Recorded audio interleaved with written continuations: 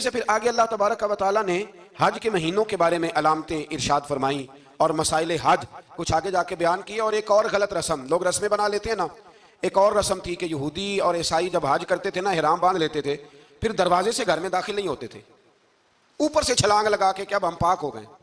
तो दरवाजा चूंकि गुनाहगार है, इसके बीच से गुनाहगार आते जाते रहे हैं, लिहाजा दरवाजे से नहीं गुजरते थे। तो अल्लाह करीम ने फरमाया ये कोई नेकी नहीं, ये कोई तरीका नहीं कि तुम दरवाजों से ना गुजरो। वलाकिन्नल बिर्र मन इत्तका, दरवाजे के ऊपर से छलांग लगाना नेकी नहीं, बल्कि नेकी तो ये है कि अल्लाह से डरना शुरू कर दो। हज के बाद पाक साफ हो जाओ, डरना शुरू करो, ये असल में नेकी है। तो फिर अल्लाह तबारक व तआला ने हज के मसाइल काफ़ी तफसील के साथ, चूँकि वो फ़िकी मसाइल हैं और पूरी उसकी जुजियात हैं, लिहाजा वो एक नशिस्त में करने की बात नहीं। तो रब करीम ने वहाँ मशअर हराम का भी जिक्र फरमाया और उन सब चीज़ों की तरफ निशानदही फरमाई जिन पर तवज्जो करना उम्मत मुस्लिमा के लिए बड़ा ही ज़रूरी है। फिर आगे 8वें रुकू तक ये बातें मुख्तलिफ अंदाज में चलती रहीं। फिर 9वें से 10वें रुकू में एक बात रब करीम ने यह इरशाद फरमाई कि मैंने काफिरों की नज़र में ना, जब उन्होंने मेरी नाफरमानी की है, मेरे कलमा नहीं पढ़ा, मेरे महबूब को नहीं माना, कुरान मजीद को नहीं माना, तो फरमाया मैंने दुनिया की ज़िंदगी उनके सामने मुज़य्यन कर दी। ये बड़ी समझने वाली बात।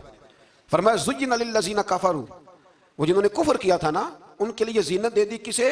हयातुद दुनिया, दुनिया की ज़िंदगी को अल्लाह ने ना उनके लिए हसीन कर दी। उन्हें बड़े अच्छे लगते हैं, ये मेरी जायदाद है, ये मेरा बाग है, ओ मेरी हवेली है, ये सारे मेरे जनाब बंगले। फरमाया ये चीज़ें हमने काफिरों की नज़र में फिर प्यारी कर दी। समझिएगा बात, ये काफिर का तरीका है कि वह दुनियादारी का माल देखता है तो उसकी आंखें खिल जाती हैं, बड़ा राजी होता है। मोमिन का ये तरीका, मोमिन किस बात पे राजी होता है? अल्लाह तबारक व तआला की रज़ा पे मोमिन राजी होता है। इस चीज़ को अल्लाह करीम ने यहाँ बयान फरमाया। फिर इससे आगे जो हुर्मत वाले महीने हैं उन महीनों का जिक्र किया गया। फिर अल्लाह तबारक व तआला ने जुए और शराब को हराम करार दिया। 219 नंबर आयत है, इसी रुकू में अल्लाह तबारक व तआला ने उसका भी तज़किरा फरमाया।